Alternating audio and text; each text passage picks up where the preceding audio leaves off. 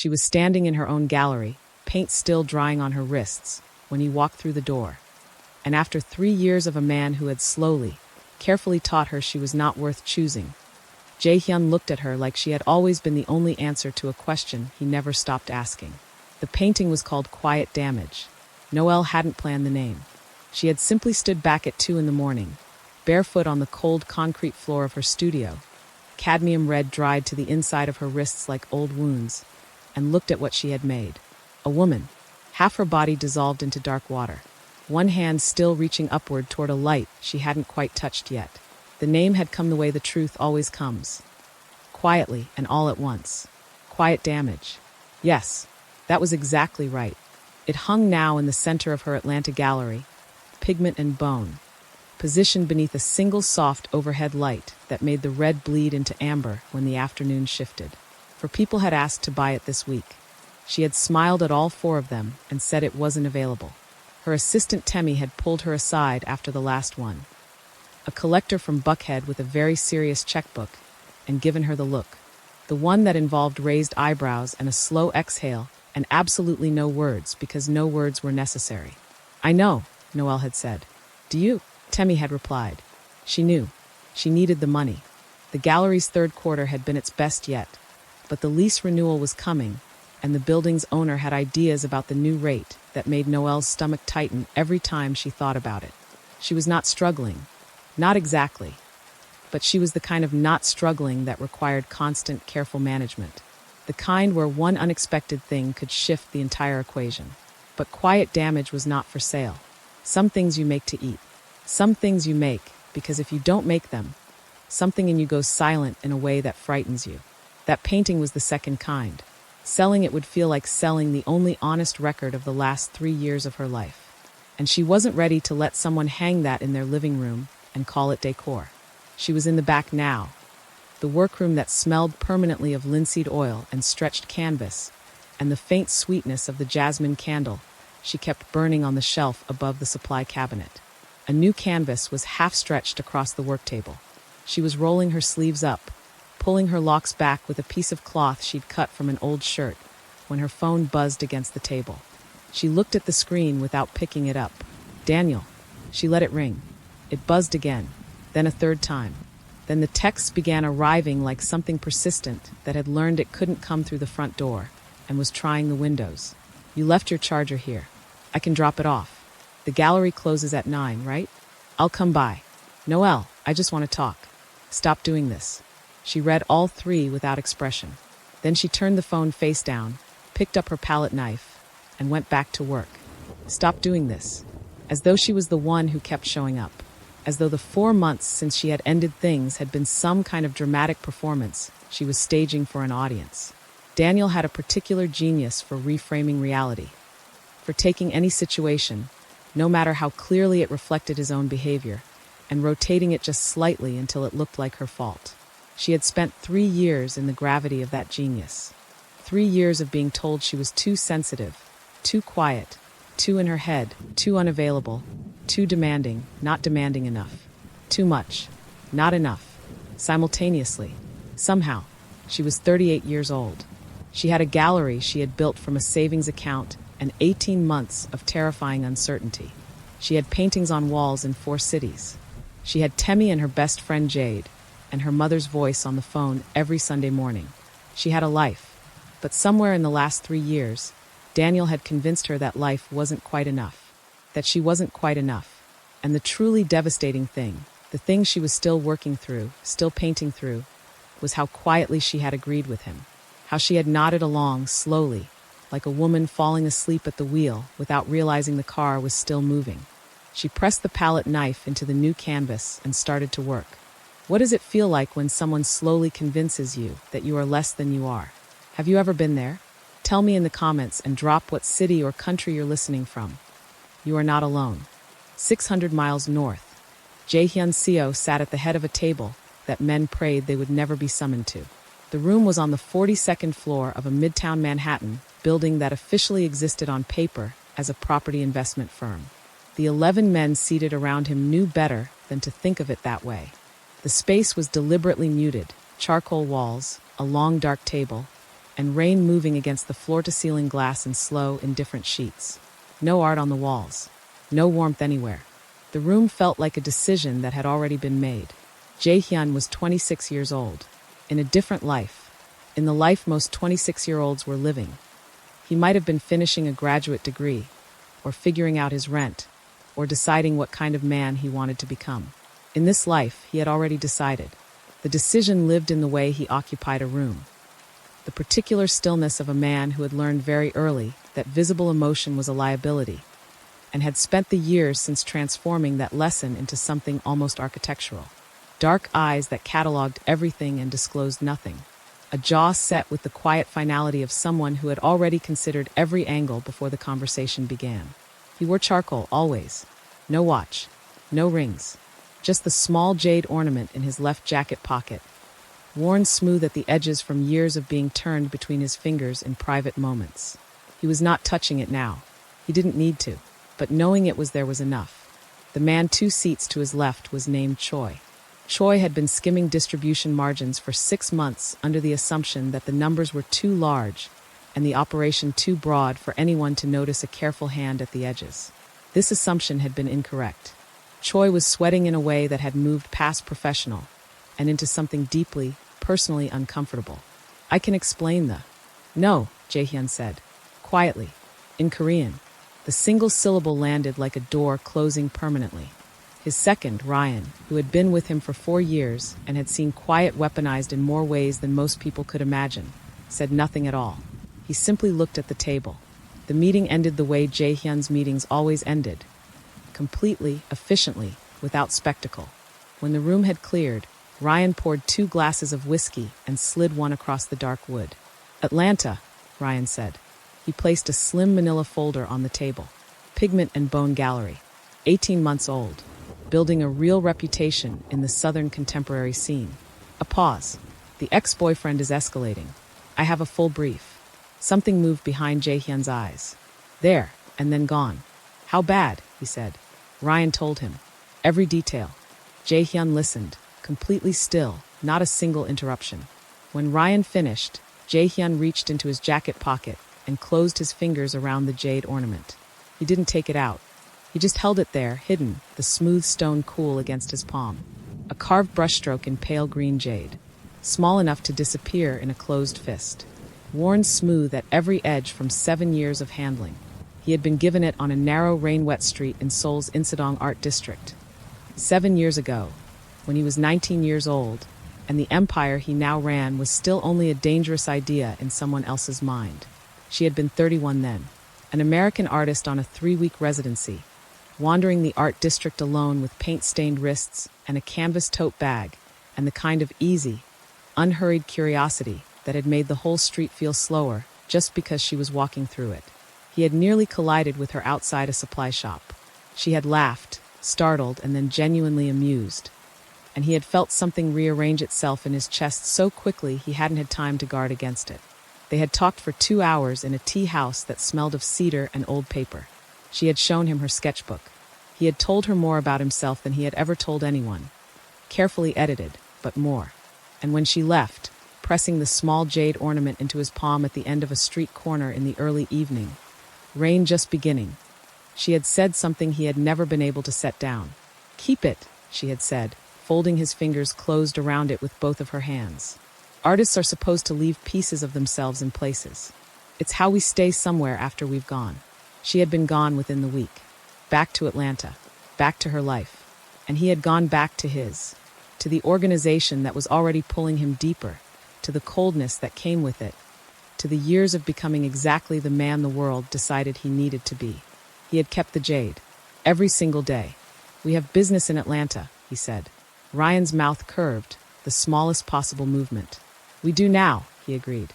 There's a red eye. We could be there by morning. Jae-hyun released the ornament, smoothed the front of his jacket, stood. Outside, Manhattan moved through its wet evening. People crossing streets, passing strangers who would never know how close they had come to changing each other's lives entirely. He picked up the untouched glass of whiskey, set it back down, and walked out. The bell above the gallery door rang at 6:47 p.m. Noelle heard it from the back room and didn't move immediately. Temi had mentioned a late visitor before she left. Someone who had called ahead, she'd said, a contact from out of town, and had unlocked the front door on her way out. Noelle nodded without looking up from the canvas. Walk-ins at this hour were usually browsers. People kill time between dinner reservations. The occasional serious buyer who preferred the quiet of a near-empty room. She wiped her hands on her apron, rolled her sleeves back down, and moved toward the doorway connecting the workroom to the gallery floor. She stepped through and stopped. He was standing in the center of the room, not browsing, not moving, just standing, the way a person stands when they have arrived somewhere they have been thinking about for a very long time and need a single moment to confirm it is real. He was facing quiet damage. Her painting, the one she refused to sell, his back to her, his hands loose at his sides. He wore charcoal. His hair was dark and slightly longer than professional. He was tall in a way that the room seemed to have quietly adjusted for, everything else stepping back. Noelle's hand found the doorframe. She knew those shoulders. She knew the particular quality of that stillness. The way he stood as though the room's noise had agreed to move around him rather than through him. She had spent exactly one afternoon with this stillness 7 years ago, and had spent a disproportionate number of quiet moments since then trying not to think about it. Jae-hyun, she said. It came out softer than she intended, barely above the low ambient hum of the gallery's ventilation. But he heard it. She watched his shoulders shift, just slightly, just enough. And then he turned around. 7 years. 7 years, and he looked at her the exact same way he had looked at her on a rain-wet street corner in Seoul. Like she was the most interesting thing in whatever room he happened to be standing in. Like the rest of the room was context, and she was the subject. She stayed in the doorway. Noelle, he said, her name in his mouth, unhurried, certain, like he had been saying it in private for years, and this was simply the first time she was present to hear it. The silence between them was not empty. It was the opposite of empty, packed densely with 7 years of parallel living. All the ways they had each become more completely themselves since a rainy Seoul evening. She studied him the way she studied paintings she was trying to understand, looking for the thing beneath the surface, the structural choice that made everything else make sense. He had been 19 when she met him, a boy on the edge of becoming something. She had felt it even then, some quality of compressed potential. He was not a boy anymore. Whatever he had become had settled into him completely. The stillness was deeper. The eyes were the same but carried more history, more weight, more of the specific gravity that came from years of being the person in the room that everyone else oriented themselves around. He was 26 years old. She was 38. The math arrived in her chest before her mind had finished the calculation. "What are you doing in Atlanta?" she said. Her voice was steady. She was proud of that. "Business," he said. "And you walked into my gallery. I knew it was yours." The simplicity of that. "I knew it was yours," landed somewhere in her sternum and stayed. She moved out of the doorway finally, into the gallery proper, keeping a careful and deliberate distance. She looked at the painting he had been studying, and then back at him. "What do you think of it?" she asked, because she was an artist, and it was the safest question available, and because she genuinely, urgently wanted to know. He looked back at the painting, studied it for a long moment with that focused quiet he brought to everything. "She's not drowning," he said finally. "She's deciding." Noelle's breath moved strangely. "Most people say she's drowning," she said. "Most people look at the water," he said. I looked at the hand. The gallery was very quiet. Outside, Atlanta moved through its early evening. Car sounds, distant music, the ordinary percussion of a city that didn't know or care what was happening inside this small white-walled room. In here the overhead light made the red bleed into amber, and Jae-hyun stood with his hands loose at his sides looking at her the way he had always looked at her. Like she was the answer, and he had never once stopped asking the question. "Jae-hyun." The bell above the door rang again. They both turned. Daniel walked in. He was not supposed to be here. She had told him clearly, briefly, by text, that she was working and tonight was not a good time.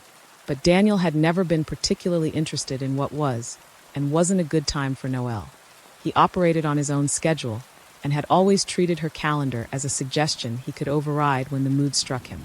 He walked in with his hands in his jacket pockets, and the ease of a man who had never once questioned his right to enter a room. Then he saw Jae-hyun. Something moved in his face, small and fast. gone before most people would catch it. But Noelle had spent 3 years learning to read Daniel's micro-expressions the way a sailor reads weather. Because the small shifts always preceded the storms. "Didn't realize you had company," Daniel said. His voice was warm. It was always warm in front of witnesses. "I have a client," Noelle said carefully. The word client was a small, deliberate armor. "The gallery doesn't close for another." "I'll wait," Daniel said, already moving toward the seating area near the front window, already making himself comfortable with the ease of a man who has decided a space belongs to him. Noelle's jaw tightened. She turned back to Jae-hyun. He had not moved. He was watching Daniel with an expression that was entirely neutral. And somehow, because of that, more dangerous than anything openly hostile would have been. His dark eyes moved from Daniel back to Noelle. He read her face. She could feel him reading it, taking in the small tension around her eyes, the way her spine had straightened, the way her hands had found each other and were holding on. She watched something move through him. Not anger, not yet, something that arrived before anger. Something that looked like the moment a decision gets made in a very still, very quiet place. And then it was gone, contained, managed back below the surface with a discipline she found both impressive and heartbreaking. He saw. He understood. He was filing it. "Noelle." Daniel's voice came from across the gallery. Conversational, easy, pitched just loud enough to reach both of them. "You going to introduce me to your client?" The pause before the client was less than a second, just long enough to mean something. She breathed in through her nose. "Daniel, this is Jae-hyun. We met in Seoul years ago." Steady, professional. "Jae-hyun, this is Daniel." Jae-hyun turned to face Daniel fully. He didn't cross the room. He didn't extend a hand. He simply turned and looked, with the complete, unhurried attention of someone taking accurate stock of a situation. "Jae-hyun," Daniel repeated, tasting the name. "You're a long way from home." "I am exactly where I want to be," Jae-hyun said. Every word placed with care. A beat of silence. Daniel smiled, wide, easy. He looked at Noelle. "Babe, I just need 10 minutes. Whenever your client is done." "Babe." The word landed in the gallery like something with mass. For months since they had ended. For months of not returning his calls, of building back the quiet infrastructure of her own life, of slowly remembering what it felt like to move through a day without managing his emotional weather. And he deployed the word here, now, in front of a stranger, "babe," as casually and precisely as a flag being planted. Noelle said nothing. She looked at Jae-hyun. He was already looking at her. And what lived in his expression, beneath the stillness, beneath everything managed and composed, was something that made the gallery feel smaller and more intimate and entirely changed. Not pity, not anger. Something quieter and more devastating than either. Recognition. "I see what this is," his eyes said. "I see exactly what this is. And I have seen enough. Take the time you need," he said to her. Quietly. Just for her. "I'll look at the other paintings." He turned toward the far wall. Toward her other work. And Noelle stood in the center of her own gallery. The overhead light turning the red and quiet damage to amber behind her. Daniel watching from the front window. Jae-hyun moving slowly along her paintings with the focused attention of a man who intended to stay, and felt the ground shift in a way she had no architecture to account for. 7 years. He had walked back into her life on a Tuesday evening in October, looked at her painting, said the one true thing about it that no one else had managed, and turned away with the grace of a man who understood instinctively how to give a person space without leaving the room. She looked at quiet damage, at the woman half dissolving in dark water, at the hand still reaching upward. Deciding, he had said. She was beginning to understand why she had never been able to sell it. Daniel stayed for 40 minutes. He had said 10. He always said 10. 10 was the number he offered when he wanted to sound reasonable. The number that performed fairness without committing to it.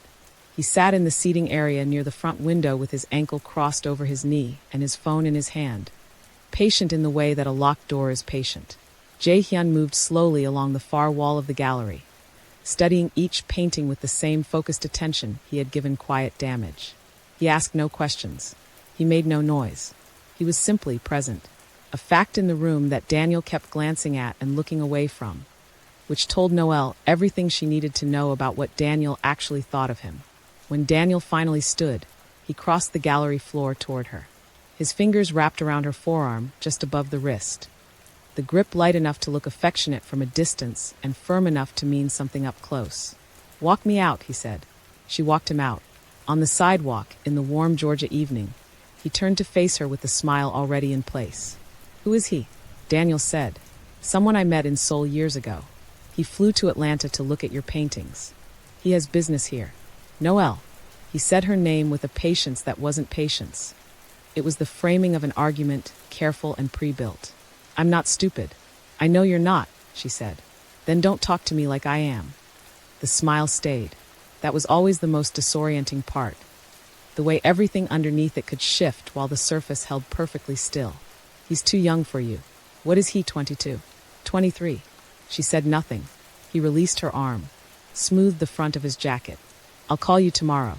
We still need to talk about the things you left." He left before she could respond. She stood on the sidewalk for a moment, the warm night air on her skin, the distant sound of music from somewhere down the block, something low and unhurried that floated through the dark like it had nowhere to be. She breathed in through her nose and out through her mouth, and did not cry on the sidewalk in front of her own gallery. She went back inside. The gallery smelled of linseed oil and the faint cedar of a candle burning low in the back room. Jae-hyun was where she had left him, in front of a large canvas near the back wall. This one was all warm colors, burnt orange and deep gold. A figure standing in an open field with arms at their sides and face tilted upward towards something above the frame that the viewer couldn't see. Noelle had painted it 2 years ago, before Daniel had fully dismantled what it felt like to be hopeful. Looking at it now always produced a complicated feeling. Grief for the version of herself that had made it, and something that wasn't quite hope but lived in the same neighborhood. She stopped a few feet behind Jae-hyun. "You didn't have to stay," she said. "I wanted to see the other work," he said. Then, without turning, "Is he gone?" "Yes." He turned, looked at her with the direct, undeflected attention that she was already learning to brace herself for. "Are you all right?" The question was so simple, so clean. No architecture around it, no strategic placement. Just the question, offered with both hands. It nearly undid her. "I'm fine," she said. He looked at her for a long moment. You say that the way someone says it when they've been saying it for a very long time. The accuracy of that landed somewhere painful.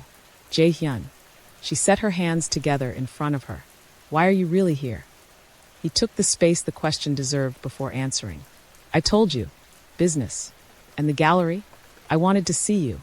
No angle in it. No construction. Just the plain, quiet truth." And the plain, quiet truth was harder to deflect than anything elaborate would have been, because you could find the seam in something elaborate and pull at it. There was no seam here.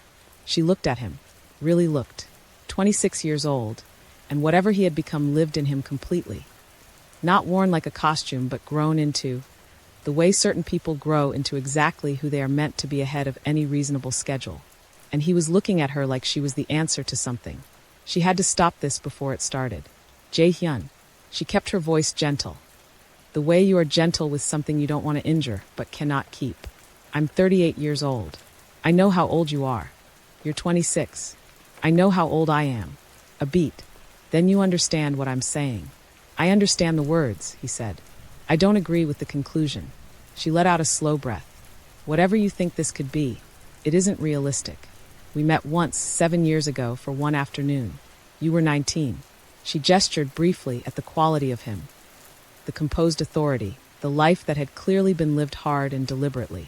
Whatever you've built since then, you've built it on the memory of one afternoon. That isn't. I didn't come here because of one afternoon," he said. Something in his tone stopped her. "I came here," he said carefully, "because I have thought about you with a consistency I could not explain or resolve for 7 years. Because when I heard what was happening, what he was doing, the shift on him was small and seismic. I was on a plane within 24 hours. He paused. Then, "I am not 19 anymore, Noelle. Do not manage me like I am." The gallery was very quiet. She was aware of her own heartbeat. Steady but slightly too quick. "I am too old for you," she said. She said it quietly, firmly, looking directly at him, so there could be no misreading it. And she meant it, or she was trying to mean it. But it arrived in the air between them with a quality she hadn't intended. Not a declaration. Something more like a door, She was holding shut with both hands while something on the other side leaned steadily against it. He heard the difference. She could tell by the way he looked at her. Not accepting the wall, not arguing with it either. Simply noting, with those dark, precise eyes, that the door was not as solid as she was presenting it. "Show me the difference," he said. She blinked. "What? You say you are not the woman I remember." He held her gaze, completely still. "Show me. Spend time with me. If at the end of it you look me in the eye and tell me I've spent 7 years carrying a fiction, I'll believe you." A pause. "But I don't think you can." The audacity of it should have made her angry. It did not make her angry. It made something in her chest pull in a direction she was entirely unprepared for. A direction that felt dangerously close to the feeling she had spent 3 years letting Daniel convince her she no longer deserved. She recognized it the way you recognize something you lost so long ago you had started to believe it was never really yours. "You should go," she said. Her voice was steady. She was very proud of how steady it was. He nodded once, reached into his jacket pocket, placed something on the small display shelf beside him with a care that the gesture did not announce. Just performed, quietly, as though setting something down in the place it had always been meant to rest. The jade ornament. Small, pale green, worn smooth at every edge. Her jade ornament. The one she had pressed into the hand of a 19-year-old boy on a rainy Seoul Street corner and assumed she would never see again. She stared at it. The gallery was absolutely still. She was aware of her own breathing, the slight unevenness of it, the way her lungs were doing something more complicated than simply moving air. "I kept it," he said, "every day." Then he walked to the door, unhurried, and let himself out into the Atlanta night. The bell above the door rang once. Then silence. Noelle stood alone in her gallery with the jade ornament on the shelf in front of her and quiet damage behind her, and the particular feeling, enormous and unwelcome and entirely impossible to dismiss, of something that had just begun. She reached out, picked up the jade, closed her fingers around it slowly. The stone cool at first, then warming quickly in her palm, the edges smooth in the exact places where a hand had learned them over years of returning. She stood there for a long time, holding it, not thinking, just holding it. She didn't sleep that night. She lay in her apartment, the one on the 3rd floor of a narrow building 4 blocks from the gallery, with the tall windows she had chosen specifically for the northern light, and the radiator that clicked and hissed through the night like a conversation she wasn't invited to. And she stared at the ceiling and thought about Jade. She had forgotten she had given it to him. That was the honest truth, and it embarrassed her slightly. Not because the forgetting was cruel, but because it revealed the asymmetry of the moment. She had handed it over easily, the way she gave things away back then, with the open-handed generosity of a woman who had not yet learned that the world could use openness against you. She had not thought about the ornament again in any specific way. It had become part of the general texture of that Seoul trip.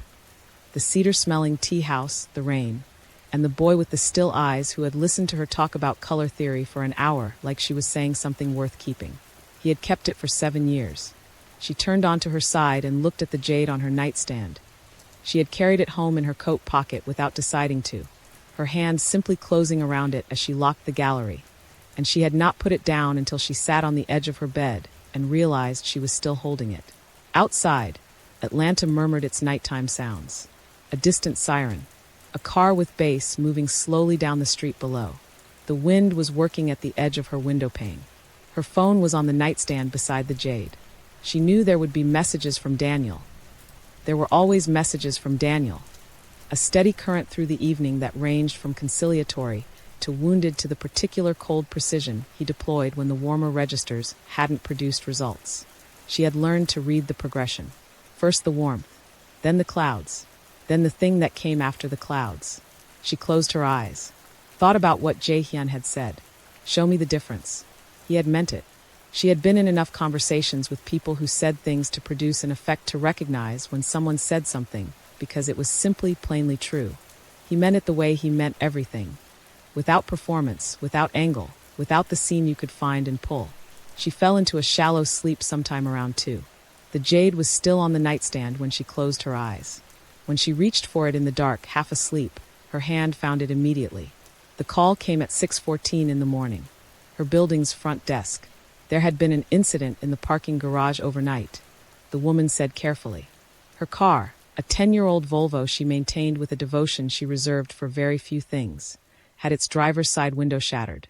Building security had reviewed the exterior camera footage and identified a figure in the garage between midnight and 1 a.m.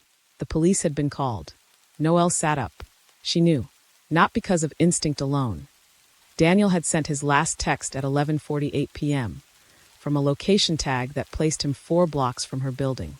She had not registered it last night. She registered it now. The knowledge settled in her chest with the flat, certain weight of something she had been half bracing for without letting herself fully admit it. She got dressed, called Temmie to open the gallery, and went downstairs. The garage was cordoned off with yellow tape that felt absurd in the pale morning light. A police officer took her statement with the professional neutrality of someone who had heard this story in many different forms. She answered carefully. When he asked if she knew who might be responsible, she paused for only a moment. An ex-boyfriend, she said. We ended things 4 months ago. Saying it to an official. Not to Jade, not to Temmie, not in the privacy of her own internal accounting, but to a uniformed officer with a notepad, made it real in a new and specific way. She heard the words come out of her mouth and understood, perhaps for the first time without qualification, that what she had been managing was not a difficult relationship. It was something with a different name. The officer explained her options. Documentation. Threshold for a formal report. She listened, nodded, kept her voice steady. When he left, she sat on the hood of someone else's car and looked at her shattered window and felt, not fear, something more exhausting than fear.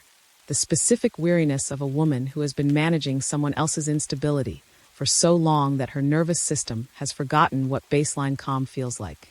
Her phone buzzed. An unknown number. But she knew it, the way you recognize a voice before you place it. I heard about the garage. Are you safe? She stared at the message. How do you know about the garage? She typed. I have people whose job is to know things. Are you safe? I'm fine. You keep using that word. She almost smiled. Almost. I need to get to the gallery. There's a car outside. She looked up. Through the garage entrance, morning light fell in a long, clean rectangle across the oil-stained concrete. At the curb beyond it, a black car idling.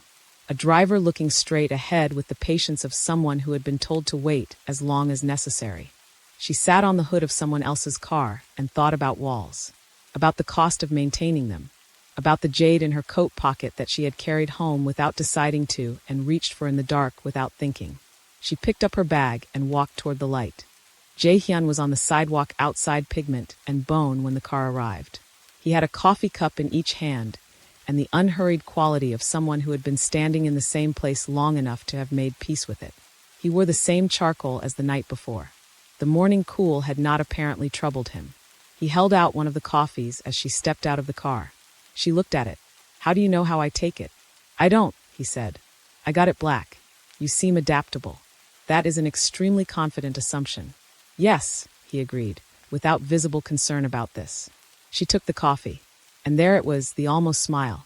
Not performed, not offered for effect. Simply present briefly, at the corner of his mouth before it was gone. The first crack in the composure. Small enough that most people would have missed it. She did not miss it. She unlocked the gallery. He followed her inside. She did not invite him and found she did not mind. And the gallery in the morning was different from the gallery in the evening. Cooler. More exposed somehow. The colors in the paintings are more honest in the early light, less protected by the amber warmth of the overhead fixtures. He looked at quiet damage as he passed it. Said nothing. She went to the back room, set her bag down, and wrapped both hands around the coffee. He stood in the doorway between the gallery floor and the workroom, not entering, waiting at the threshold. She noticed this. The courtesy of it, offered without announcement. Daniel did this, she said. We believe so, Jae-hyun said. We don't have proof yet. Yet. You're looking into him. Yes. I didn't ask you to. No, he said. You didn't.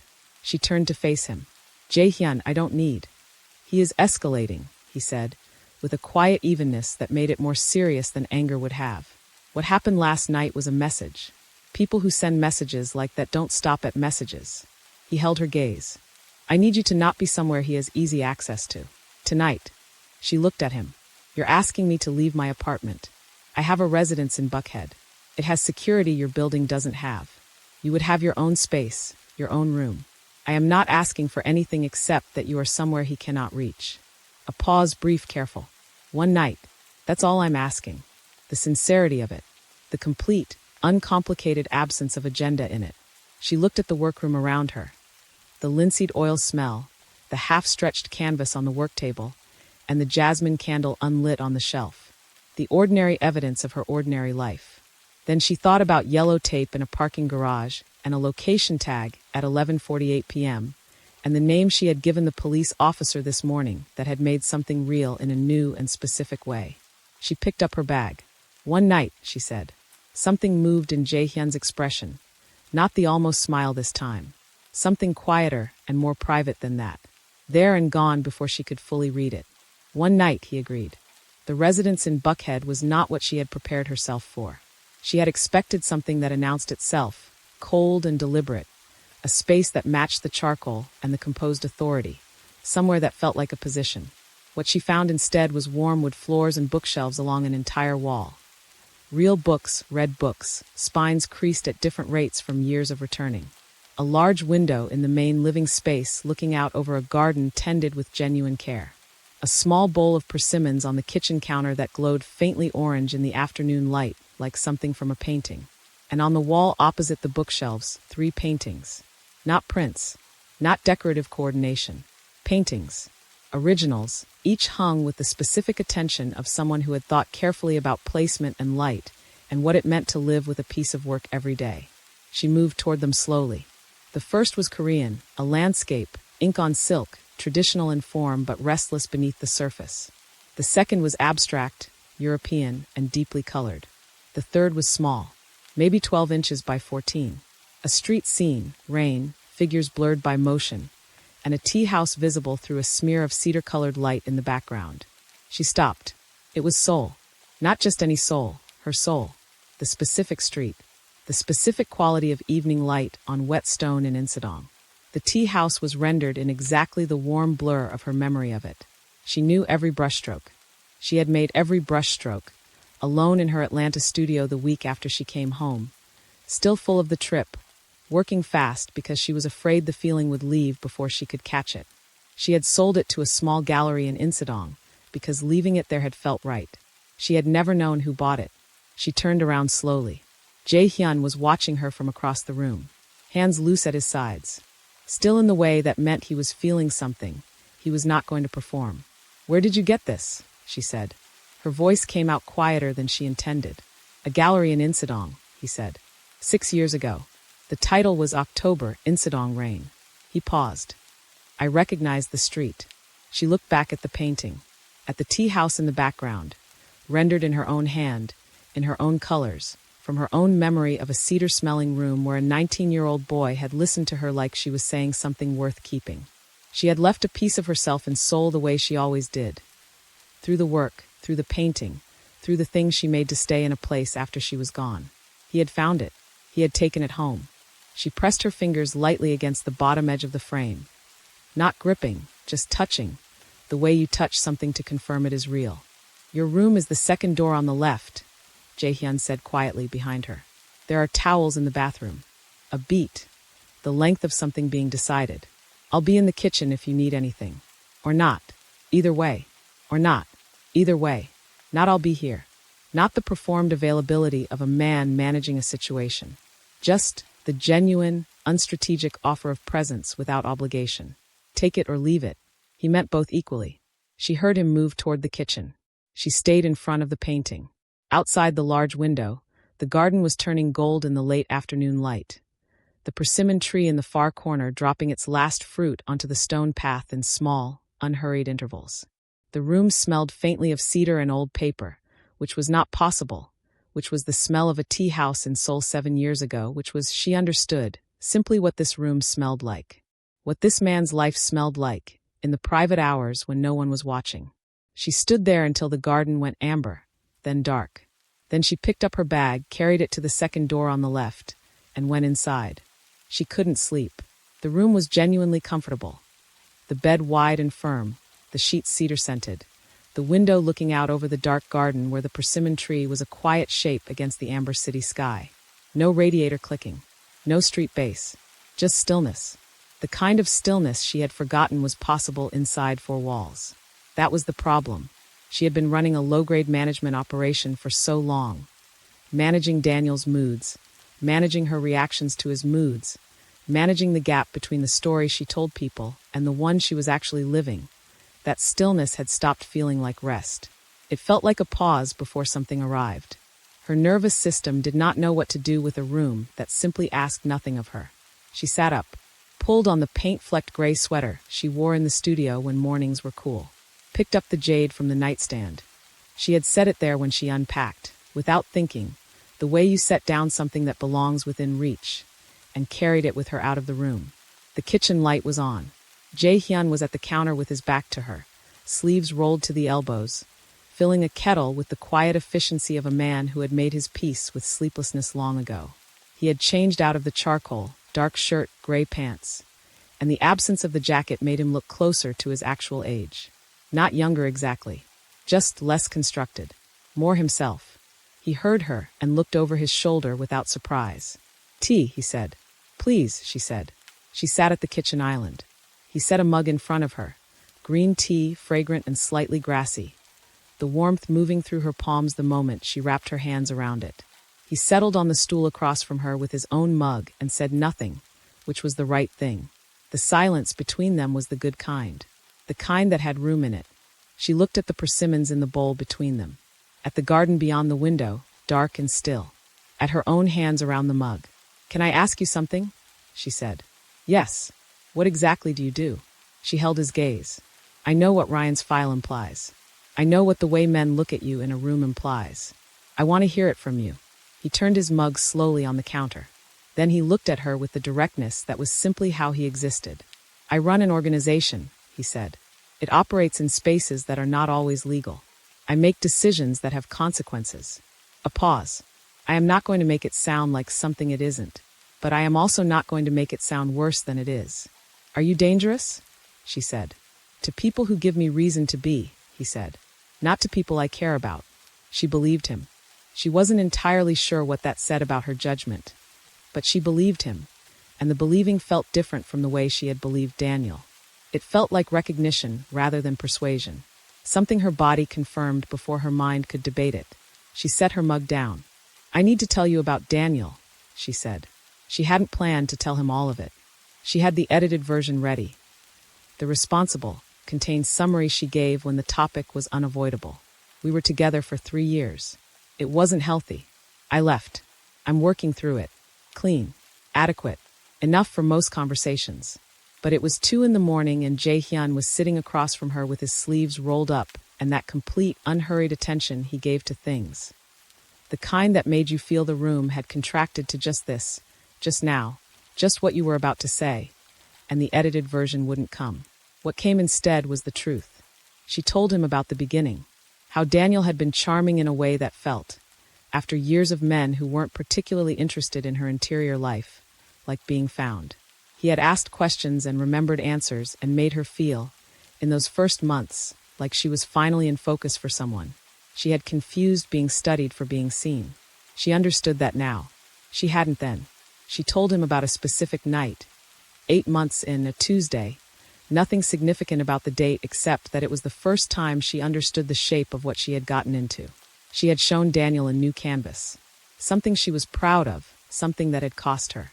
He had looked at it for a long moment and then said gently that he worried she was repeating herself, that the work felt safe, that she was capable of more.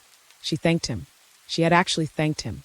And then she had gone to the studio alone and stood in front of the canvas and felt, for the first time, ashamed of something she had made. She had painted over it the next morning. She had never told anyone that. "After that," she said, "it was gradual. The comments about the work. The questions about my friendships that were framed as concern. The way he could make me feel, in a single conversation, that I had been misreading my own life." She looked at her mug. "I stopped going to therapy. I told myself it was scheduled. It wasn't scheduled." She paused. "And then one night I cried about something he said and he looked at me, not angry, just tired, just quietly disappointed. and he told me my emotional reactions were exhausting. A breath. And I apologized. I apologized for crying. She stopped talking, became aware that she had been speaking for a long time, that her hands, wrapped around the mug, had gone very still in the way hands go still when the body is using all available resources for something else. She steadied them. I know how it sounds, she began. Noelle, Jae-hyun said. She looked up. His jaw was set, not at her, angled inward, toward something he was managing carefully below the surface. His hands around his mug were very still. His eyes, when they met hers, were clear and direct and carried something that sat at the intersection of fury and tenderness in a way that should have been contradictory and wasn't. Don't make it smaller, he said quietly. Say it as it is. She held his gaze. He took things from me, she said. Small things, one at a time. And by the time I left, I didn't trust myself enough to know what was real anymore. Silence. Jae-hyun looked at the counter briefly, giving the weight of that its full due. Then he looked up. In Seoul, he said. You told me something about your work. She waited. You said you painted what was true before you knew how to say it. He held her gaze. That the canvas always knew before you did. The kitchen went very quiet. She remembered saying that. She remembered the exact quality of the afternoon. The cedar smell, the rain on the window, the way he had listened with his whole body, nothing withheld. She had said it the way you say things when you feel genuinely heard, without editing, without wondering how it would land. She had forgotten that she'd said it. She had forgotten, more to the point, that it was true. She had been painting what was true for 3 years. Quiet Damage was the truest thing she had made. It was hanging in the center of her gallery, and she had refused to sell it, and she had told everyone who asked that the figure was drowning. She had known, the entire time, that the figure was deciding. You remembered that, she said softly. Not a question, just the wonder of it, arriving without permission. I remembered everything, he said simply. A pause, the length of something being gathered, something being brought up from a place where it had been kept for a very long time. I have built things, he said, run operations, made decisions that required a coldness I have cultivated deliberately. I am very good at it. His eyes didn't move from hers. You are the only person in 7 years who has made me want to put it down. The kitchen was completely still. Outside, the garden breathed its dark shapes against the amber sky. The persimmons glowed faintly in the low light. Somewhere in the building something settled. A small structural sound, the house shifting in its sleep. She looked at the man across the counter from her, 26 years old, carrying her words from a tea house in Seoul like they were something worth keeping for 7 years. Looking at her. Not at the version of her Daniel had curated and diminished, but at the actual one. The one who painted what was true. The one who had hung the honest record of her own damage in the center of her gallery and refused to let it go. I'm still too old for you, she said. But it came out differently this time. It came out like something she was trying to convince herself of. And they both knew it. Jae-hyun picked up his mug, took a slow sip, set it back down. Go to sleep, Noelle, he said, with a gentleness that had nothing diminishing in it. We can argue about it in the morning. The laugh arrived before she could stop it. Small and real and entirely unexpected. The kind that surfaces when something catches you off guard in the best possible way. When the body decides on joy before the mind has weighed in. She slid off the stool, paused at the edge of the kitchen, the jade warm in her hand. Jae-hyun. He looked at her. Thank you, she said, for the room, the tea, for remembering what I said in Seoul.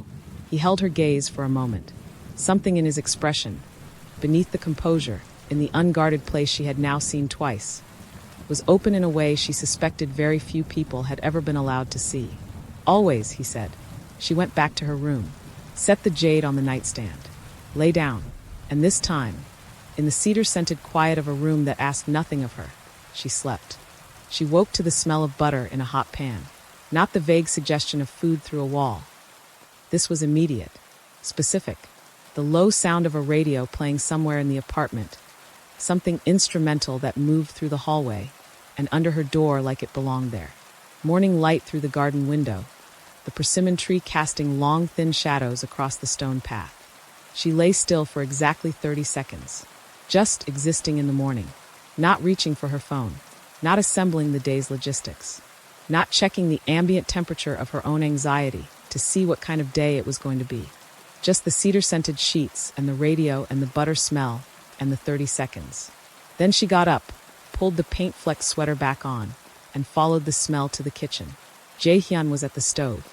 He moved through the kitchen with the same focused efficiency he brought to everything else. Deliberate, nothing wasted. He was making a simple egg dish, soft and herbed. The kind of thing that required actual attention rather than just heat and time. Toast on a wooden board. Beside it, a small dish of something dark and jewel-colored. Persimmon jam, he said without turning. Ryan makes it. Don't tell him I told you. She sat at the island. Why not?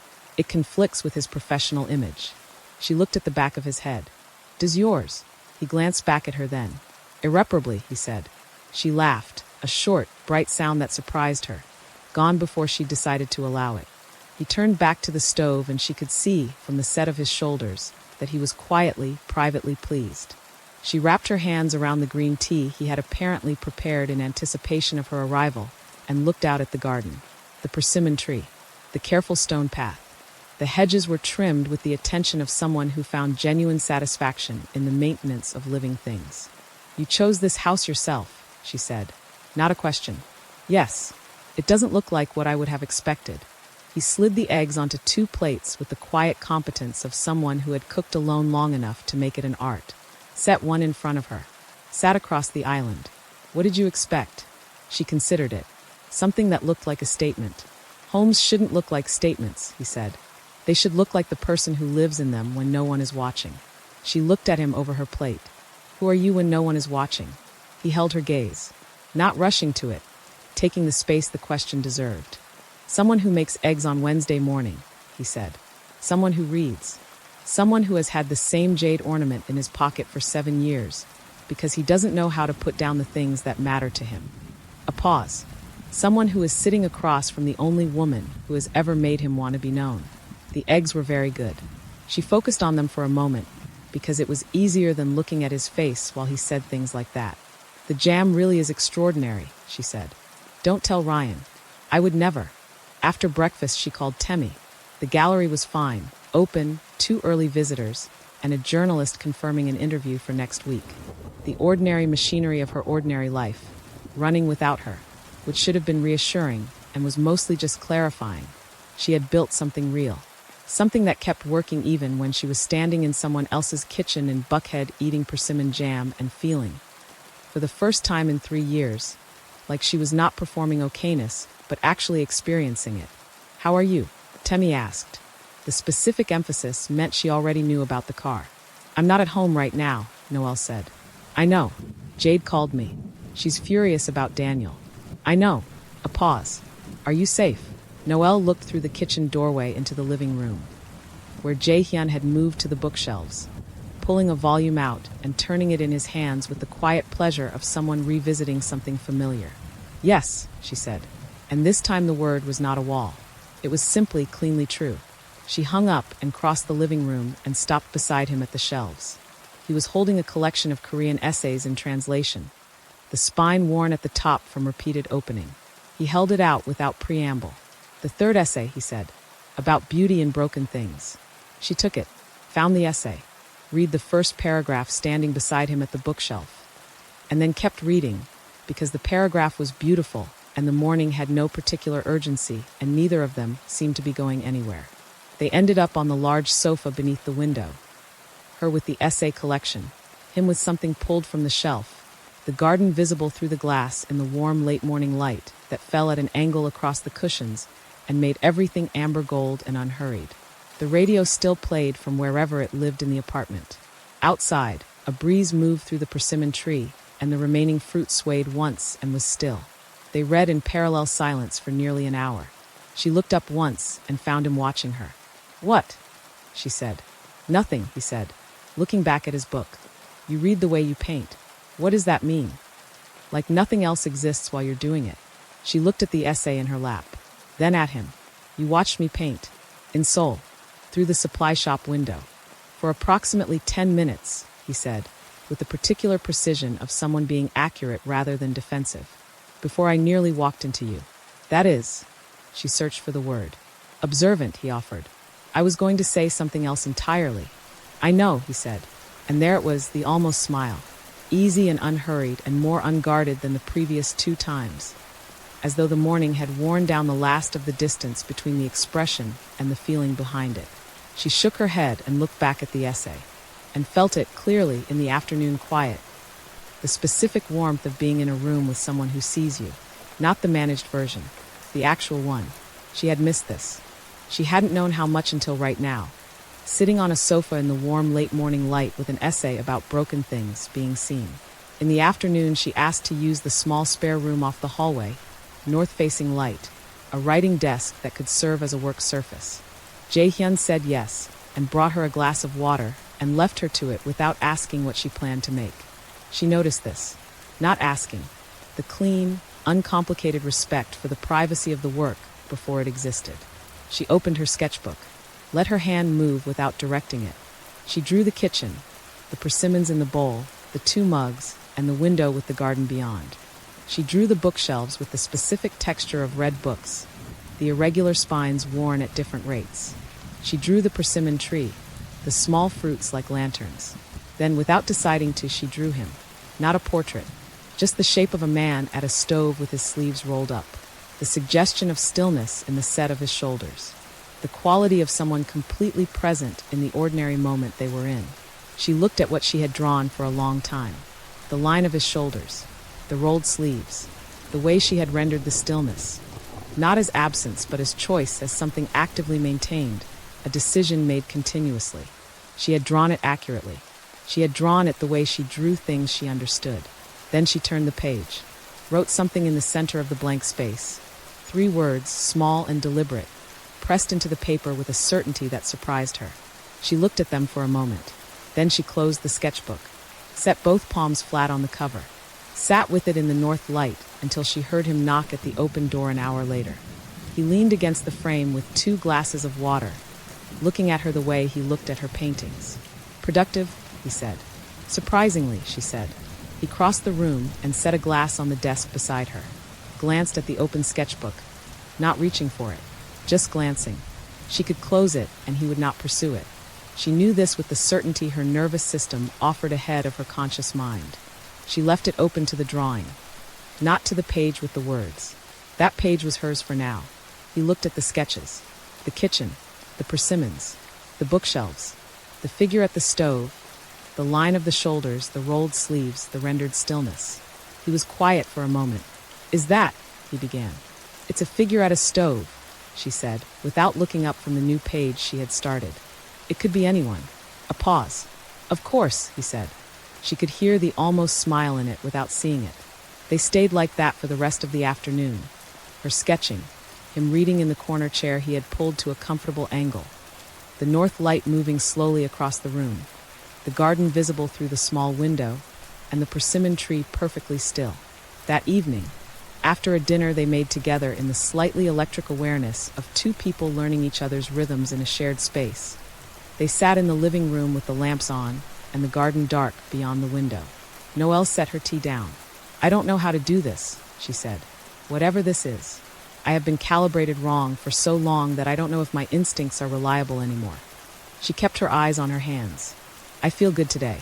Being here feels good. And I don't know if I can trust that feeling or if I'm just," she paused, "if I'm just tired of the alternative." Jae-hyun was quiet for a moment. "What do your instincts say right now?" he said. She looked at him, at the warm lamplight on his face, at the bookshelves behind him and the painting of her rainy Seoul Street, and the jade ornament on the coffee table where he had placed it that morning. "That this is real," she said quietly. "That I am safe here." A pause, the length of something difficult being said plainly. "That you are exactly who you appear to be." "Then trust that," he said. "What if I'm wrong?" He held her gaze. "You have been talked out of your own perception for 3 years. I am not going to do that. Whatever you see, trust it." A beat. "You built a gallery from a savings account and your own hands. You hung a painting in the center of it that you refused to sell because you knew it was true. You have been right about important things your whole life." He paused. "He convinced you otherwise. That's on him, not on your instincts." The lamps made everything amber. She looked at the jade ornament on the coffee table, at the small pale green stone worn smooth from years of a single person's hands learning its edges. She reached out and picked it up. She held it in her closed fist the way she had held it in the gallery after he left on Tuesday night. The stone warming quickly from her palm, the edges smooth in the exact places where someone else's hand had made them so. Hope, she thought. That was the word for this feeling. Terrifying. Entirely unwelcome. Already here. She looked at the jade in her open palm. Then she closed her fingers around it and held on. It started with a call she shouldn't have answered. She knew when Daniel's name appeared on her screen that she should let it go to voicemail. She had let it go 17 times in 4 months, and each time the voicemail had been a variation of the same architecture. Warm opening, a wounded middle, and a closing implication that her silence was the unreasonable thing. She knew the pattern. She had mapped it exhaustively. But she was standing in the garden in the early morning, the persimmon tree dropping its last fruit onto the stone path, and she was feeling, for the first time in a very long time, good. Actually, quietly, genuinely good. And that was the vulnerability. When you have been managing survival for long enough, feeling good loosens the careful systems you have built. Makes you believe, briefly, that the threat level has dropped, that you can afford the generosity of a phone call. She answered it. There she is, Daniel said. Warm. Easy. Daniel. Neutral. I have 10 minutes. That's all I need. A pause. The length of something sincere being assembled. I owe you an apology. About the car. I need you to know I had nothing to do with that. I didn't accuse you, she said. You didn't have to. His voice cooled by precisely 1 degree. I've been asking around, Noelle, about your visitor. After I saw him in the gallery, I had someone look into his associates. Standard due diligence. I wanted to know who you were spending time with. A beat. That's how I know about Ryan's file. The one his second compiled on you before CO ever set foot in Atlanta. She said nothing. Your schedule, Daniel continued. Precise. Unhurried. Your finances. Your relationships. The pause was surgical. Your vulnerabilities. He prepared for this, Noelle. Everything he's done. Making you feel unsafe at your apartment, bringing you to his house, making you feel like he's the only solid thing in a shifting world. It's constructed. I know it feels real. He's very good at this. A brief silence, and then quieter, almost to himself. I taught you to trust the wrong people. That part's on me. She heard it. That last line. Something almost honest in it. A flash of the person Daniel might have been before whatever had made him into what he was. She registered it and set it aside. One honest line in a constructed conversation was not absolution. It was just what it was. Goodbye, Daniel, she said. She ended the call. She stood in the garden. The cool morning air. The persimmon tree. The stone path with its carefully chosen stones. The details Daniel had named were true. Ryan had compiled a file. Jae-hyun had known about Daniel's escalation before he arrived. He had known about the car before she told him. He had arrived in Atlanta within 24 hours of Ryan's report. These were facts.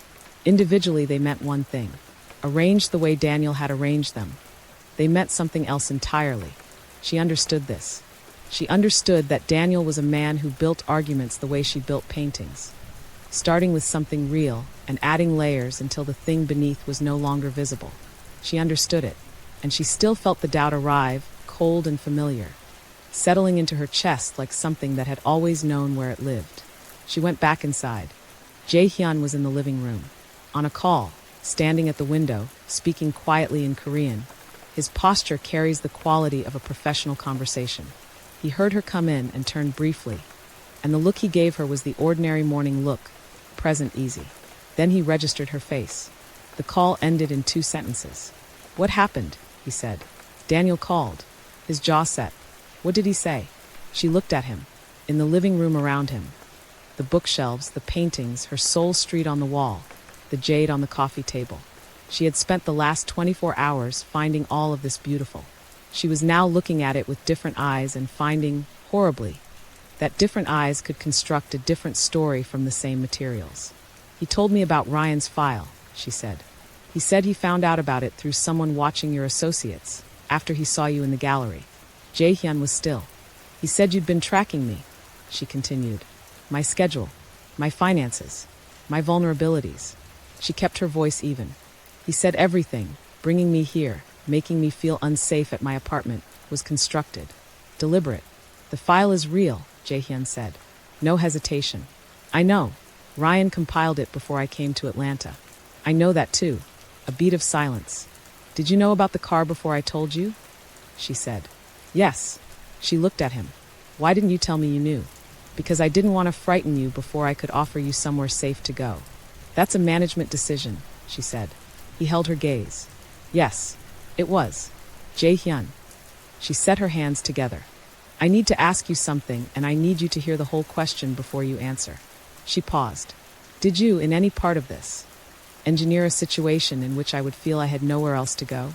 Not consciously, not with bad intentions. But did you? No, he said. Quietly. Directly. The file was surveillance, he said. Not strategy. I needed to know you were safe. I handled that the wrong way. I should have called you directly, trusted that you would answer, or trusted that your choice not to was yours to make. He paused. The file was wrong. Not the content. The method. His voice dropped. I am telling you this directly, which is a different thing from what Daniel does. I understand that right now you cannot feel the difference.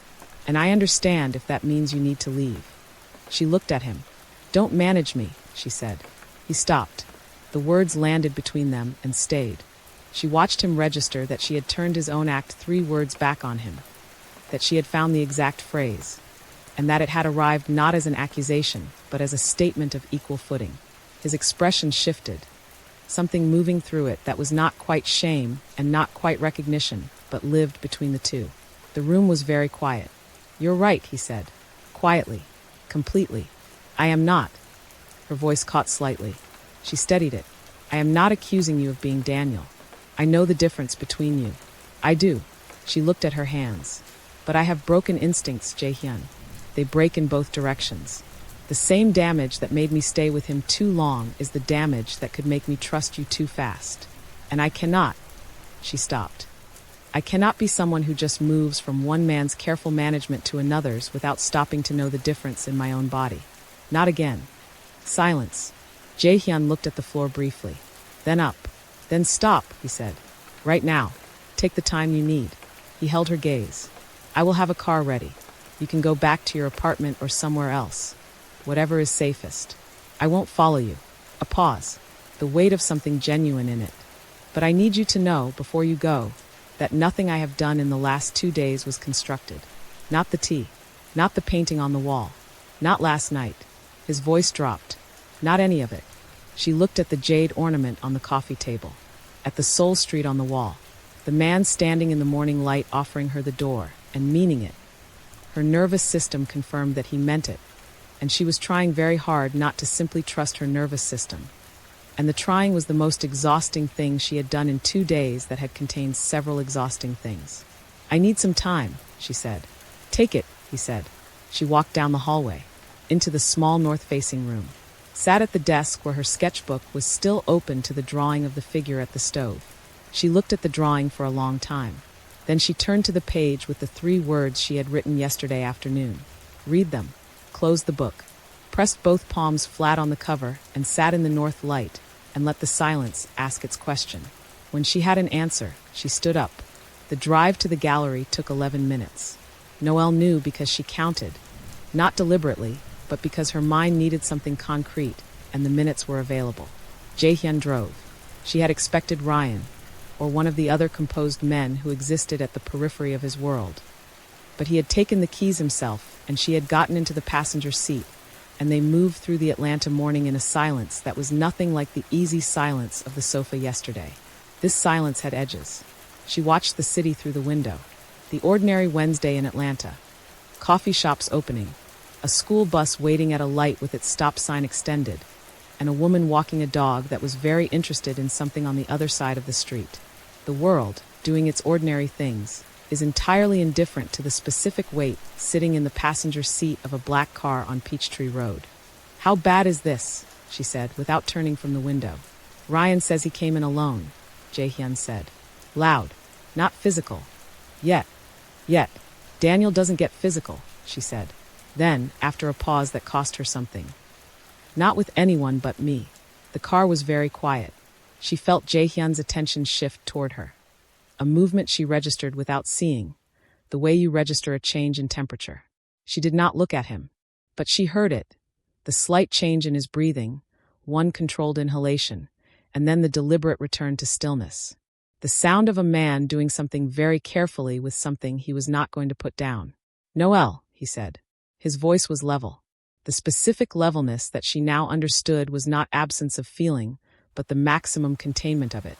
"Not now," she said quietly. "Let's get to Temmie." He drove. They heard Daniel before the door opened. His voice carried through the gallery's front window onto the sidewalk.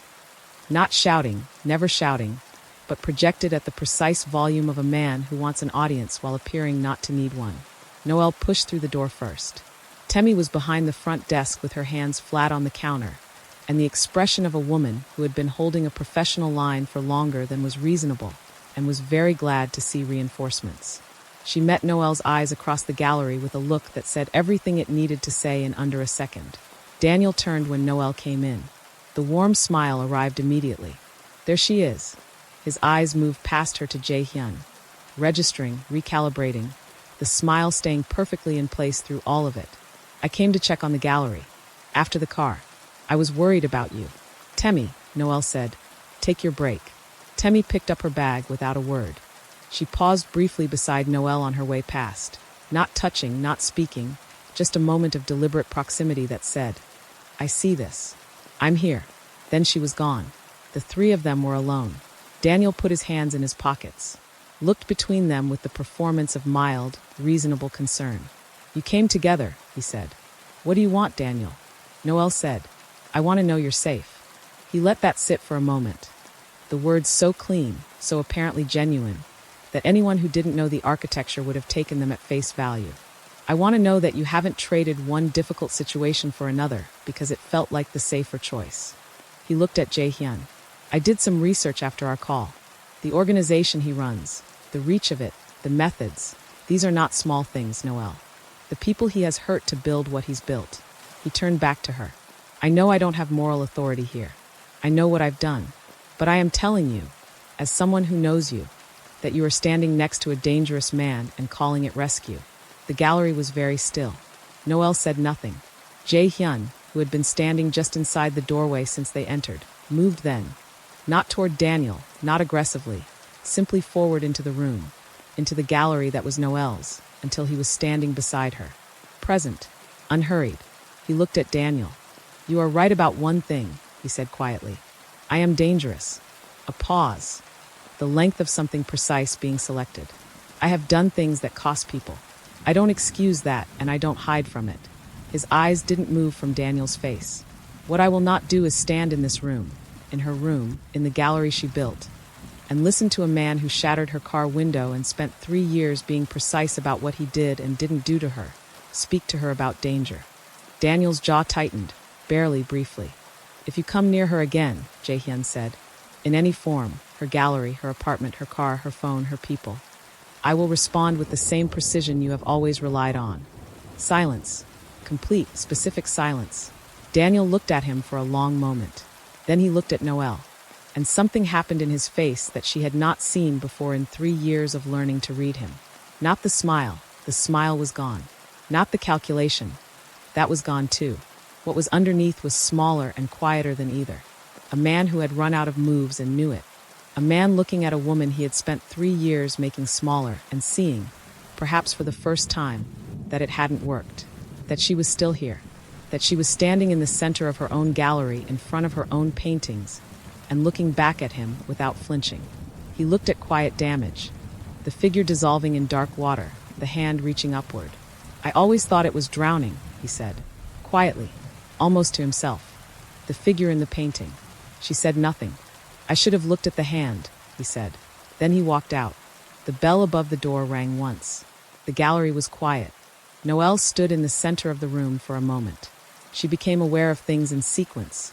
The linseed oil smell from the back room, the amber light on quiet damage, the sound of Atlanta moving past the front window, the steadiness of her own breathing. She was not shaking. She had expected to be shaking. Jae-hyun came to stand beside her. Not touching, a foot of space between them, both of them facing the painting. He said nothing. He understood, she had come to know, the precise value of silence. that some moments needed to be stood in before they needed to be spoken about. They stood in it together.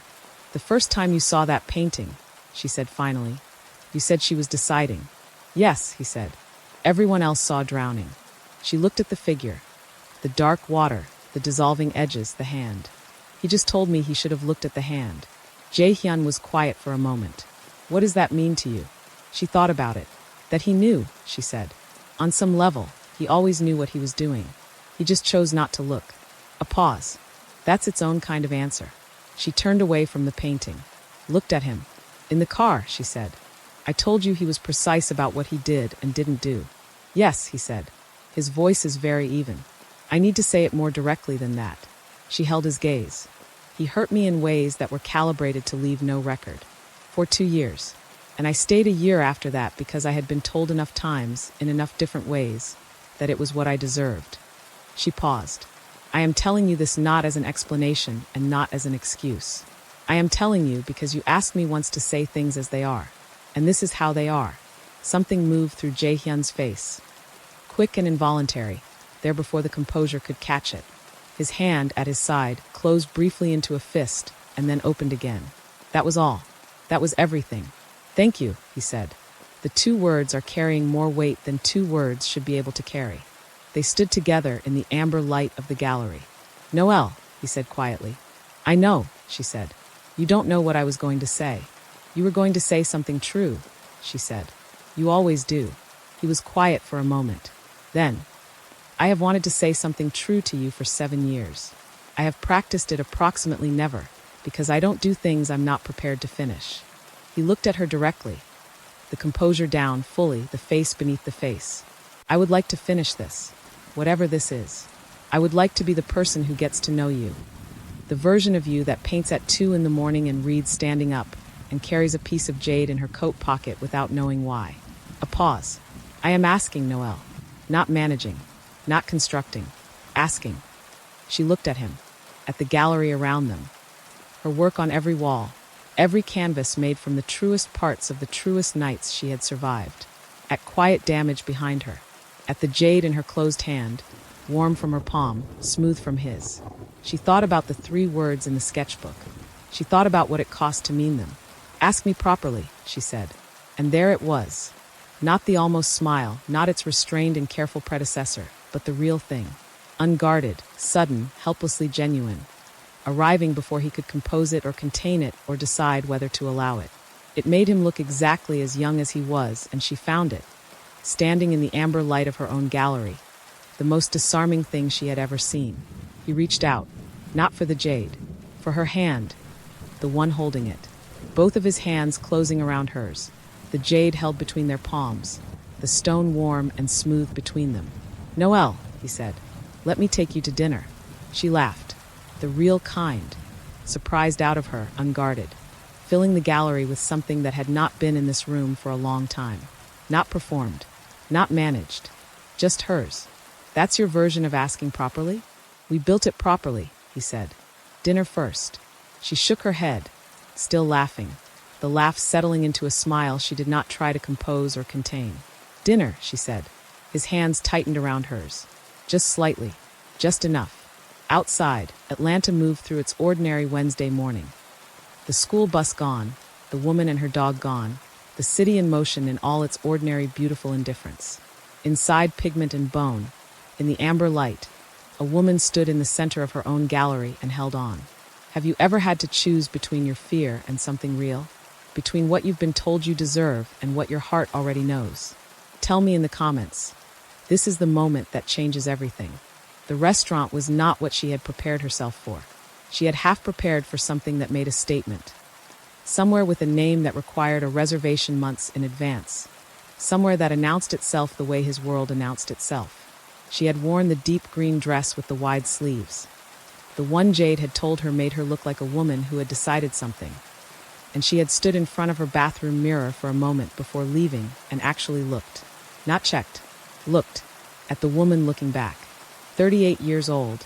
Locks pinned up, cadmium red still faintly visible in the crease of her left wrist from Wednesday's studio work. She had thought, yes, this is what I actually look like. Jae-hyun had picked her up at 7. Dark navy, a departure from the charcoal, small but deliberate.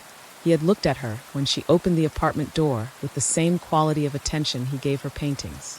Then he offered his arm without a word, which was exactly right. The restaurant was a small Korean place in a quiet stretch of Ponce de Leon, narrow-fronted, warmly lit, the kind of establishment with no visible sign that relied entirely on the knowledge of people who already knew it was there. Inside, 12 tables, dark wood, and the low sound of something instrumental beneath the warm percussion of a kitchen working at full capacity. It smelled of doenjang and sesame and the deep, slow sweetness of something braised since morning. The smell of a meal that had been decided hours ago and had been waiting patiently ever since. The owner greeted Jae-hyun with the easy familiarity of someone who had seen him before and found him good company. They were given the corner table. Perfect, not in the statement way. In the way of something chosen with genuine attention to the specific person it was for. She looked at the handwritten menu, Korean and approximate English, honest rather than polished. "Tell me what to order," she said. "The galbi jjim," he said, without looking at the menu. "And the pajeon first. And there's a soy egg dish that isn't listed. She'll bring it if you ask. You've been here before." "A few times." A pause. It reminded me of a place near Insadong. She looked up from the menu. He looked back with the particular quality of a man who has said something true and is waiting to see what the other person does with it. "Near the tea house," she said. "Near the tea house," he confirmed. She set the menu down. The pajeon arrived first, golden-edged, fragrant with scallion and sesame, set between them with the quiet ceremony of something that didn't need to announce its quality. The soy eggs came unbidden, placed beside it with a small nod from the owner's daughter. Noelle looked at the table, at the food and the candle, and the small window with Ponce de Leon moving past it in its ordinary Thursday evening, at the man across from her. "Can I tell you something?" she said. "Always," he said. She folded her hands on the table. "When I gave you the jade, in Seoul, I was 31 and I had just spent 3 weeks making more work than I'd made in the 6 months before them. I was full of the trip, of the city, of," she paused, "of that afternoon specifically." She looked at the candle. "I gave you the jade because the afternoon had been unexpectedly lovely, and I was the kind of person then who gave things away easily. And I got on a plane a week later and went back to Atlanta, and I told myself I wasn't going to think about it." "Did it work?" he said. "No," she said, quietly. "Not entirely." She met his eyes. "It wasn't constant. It wasn't something I let myself take seriously. But sometimes, late nights in the studio, finishing a canvas at 2 a.m, I thought about a tea house that smelled like cedar and a boy with very still eyes who listened to me like I was saying something worth keeping." A pause. The admission cost her something and was worth it. "I thought about it more than I told myself I did."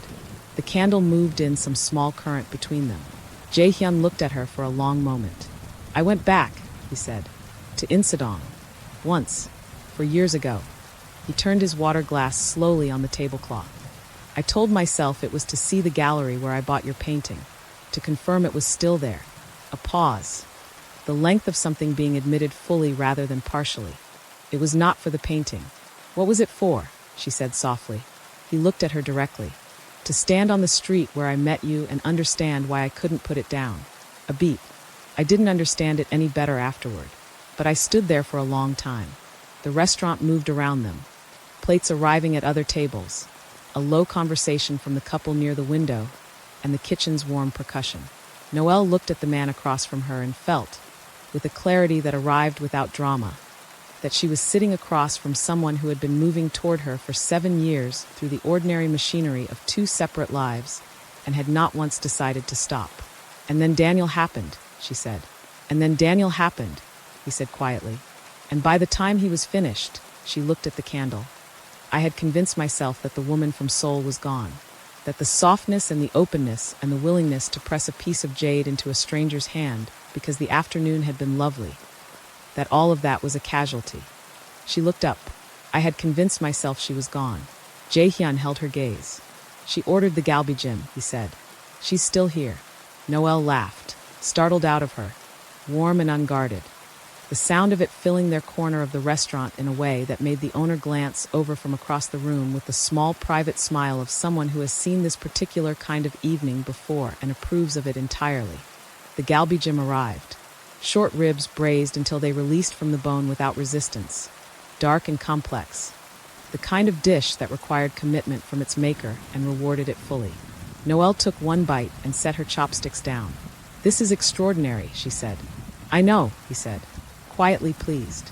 "You found a restaurant in Atlanta that reminds you of a place near the tea house in Incident, specifically because you go back to the street." "I go back to the street," he confirmed, without apparent shame about this. She picked up her chopsticks. Ate. Said nothing for a moment, because sometimes the right response to something is simply to let it be true in the room. After dinner they walked. The Atlanta October night was warm in the way of borrowed time. The particular warmth of a southern autumn that arrives as a gift after the cool of the day, soft and brief and aware of itself. The air carrying fallen leaves and someone's fireplace and the distant sweetness of a food truck 3 blocks over. They walked without a destination. No logistics. No management of direction. She had not walked without a destination in a very long time. Jae-hyun walked beside her with his hands in his pockets, and the unhurried quality of someone who had nowhere to be except exactly here. The city moved around them. Their arms were close. A space between them that had been aware of itself since the moment he offered it on her doorstep. A space that knew what it was waiting for. She closed it, not dramatically. She simply stopped calculating the distance, stopped maintaining it, and let her arm find his. The adjustment was small. The decision behind it was not. She felt him register it. A single beat of stillness, the held breath of someone who had been waiting for something and is now adjusting to its arrival.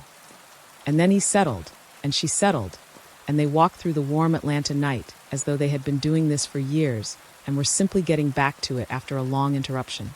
"What are you thinking?" he said. "About the painting," she said. "I painted that figure as drowning. I called it drowning for 3 years. I told every person who asked that she was being pulled under." She looked up at the amber city sky, and the entire time I knew. I painted the hand reaching up. I chose that detail deliberately. I knew she was deciding, and I kept calling it drowning, because it was easier than admitting that the choice was mine too. She paused. "You looked at it for 30 seconds and said the truth, before you even knew who I was to you now." He was quiet beside her. "You gave me my painting back," she said, "on Tuesday evening in approximately 30 seconds, without trying to." She looked at him. "I want you to know that. Whatever else, I want you to know that." He looked at her. In the amber dark of the Atlanta night, his face was open in the way she had now seen several times. At the kitchen counter at 2 in the morning, in the gallery that afternoon, and here now, on a sidewalk in Ponce de Leon with the October warmth on their faces. Completely, vulnerably open. The face beneath all the faces. She stopped walking, reached into her coat pocket. The jade ornament, where it had been since she picked it up from the coffee table before they left for the gallery that morning, where it seemed to find its way without her directing it, was warm in her fingers, smooth at every edge, lighter than something that had carried this much weight. She held it out to him. He looked at it, at her. "I kept it because it was how I stayed somewhere after I was gone," she said. "That's what I told you. A piece of myself, left in a place." She held his gaze. "I don't want to stay somewhere after I'm gone anymore. I want to stay." A pause. The full weight of what she was about to say arrived in her chest before she spoke it. "I wrote something in my sketchbook. The afternoon we spent here, in the north-facing room with the good light. 3 words." He was very still. "I trust this," she said, quietly, directly, looking at him without the wall, without the deflection, without the architecture of protection she had been building and maintaining for 3 years. "That's what I wrote. I trust this. Not blindly. Not without the fear. Not without knowing I have been wrong before." She pressed the jade into his hand, both of her hands closing around his, the stone between their palms. "But I trust this. I trust what I see when I look at you. I trust the man who kept a piece of jade for 7 years and bought a painting of a rainy street and made eggs on a Wednesday morning and told me I could leave and meant it." Jae-hyun looked at their joined hands, then up at her. The composure was down, fully, completely, without management or architecture. Just him, 26 years old, standing on a sidewalk in Atlanta with everything visible and nothing protected, looking at her the way he had looked at her painting in the gallery on Tuesday evening, like something worth studying, like something that revealed more the longer you looked. "Noelle," he said. She waited. He took a breath, slow, deliberate.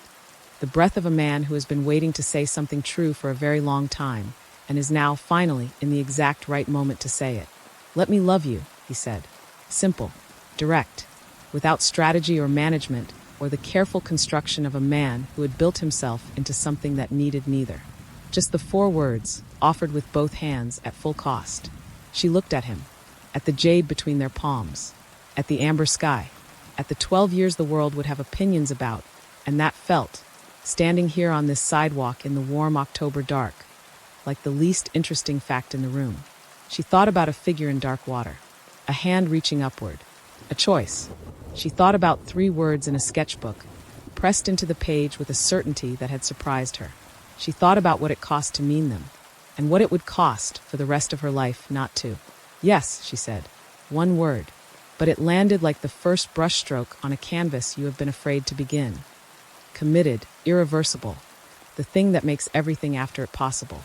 Jae-hyun brought their joined hands up slowly, the jade between their palms, warm and smooth and certain, and pressed his mouth to her knuckles. Unhurried, deliberate, the gesture of a man who has been patient for 7 years and sees no reason to stop now.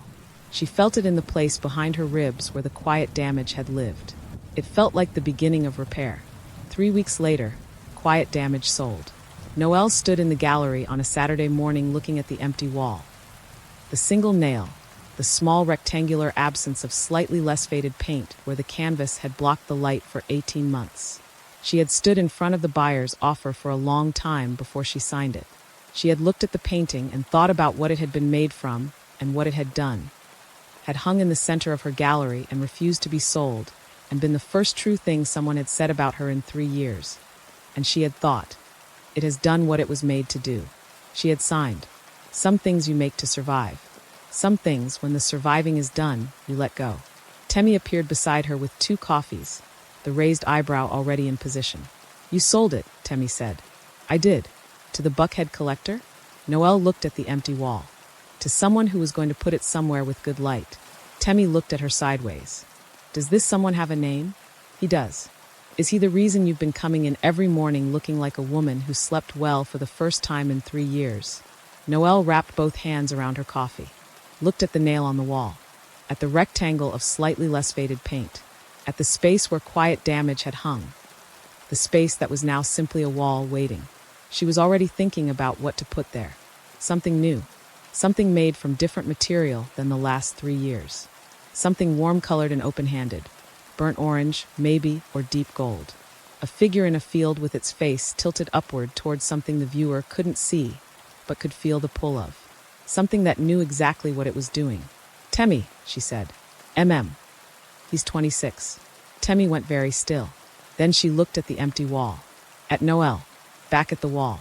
"The man who bought your painting," she said slowly. "Yes. That you wouldn't sell to anyone." "Yes." "Is 26 years old." "Yes." A long pause. "Where's it going?" Temmie said. "The painting." Noelle looked at the nail on the wall. Then she smiled. The green dress smile, the decided smile, the smile of a woman who has stopped calling the reaching drowning. "Buckhead," she said. Next to a painting of a rainy street in Seoul. She drank her coffee. She was not drowning. She never had been. This story was for everyone who has ever stood in the dark water and called it drowning, when really, all along, you were deciding.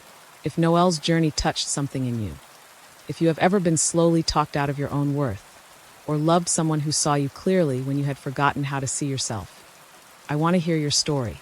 Drop a comment below and tell me, has love ever found you at the wrong time? Or what turned out to be exactly the right time? And if this story moved you, share it with someone who needs to be reminded that being chosen by the right person starts with choosing yourself. Subscribe if you're new here. New stories drop every week, and this community is built for people who feel deeply, love hard, and refuse to stop reaching for the light. We see you. We're glad you're here.